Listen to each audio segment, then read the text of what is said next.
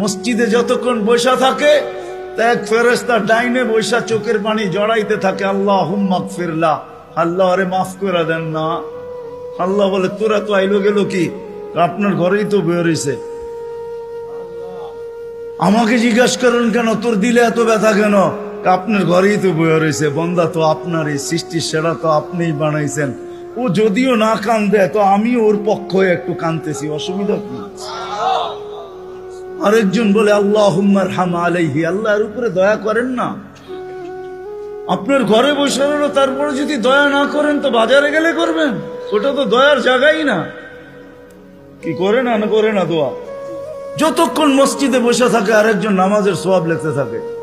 আল্লাহ বলে ঘুমায় তো রইল, তুই নামাজের সওয়াব লেখোস না কেন? ঘুমাইলো তো আপনার বাড়িতেই ঘুমাইছে, আর কোথায় ঘুমাইছে?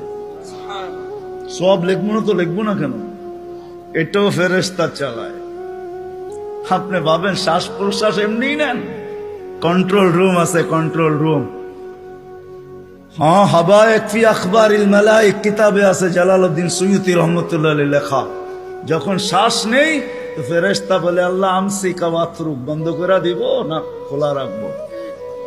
আল্লাহ 1,60,000 বার মেসেজ থ্রো করে, অটো উতরুক আলী আবদি আজাল, খোলা রাখ, সীমা রেখা দেওয়া আছে। যেদিন সীমা রেখায় আসবে ওই দিন বলবো টানবো তো আর ছাড়তে দিবি না, ছাড়বো তো আর টানতে দিবি না। বিনা দ্বিধায় 1,60,000 বার শ্বাস প্রশ্বাস নিতেছি। আসেন একটু ভাবি। সুর তো আমার কাছে নাই যে আমি আপনাদেরকে পাগল করব।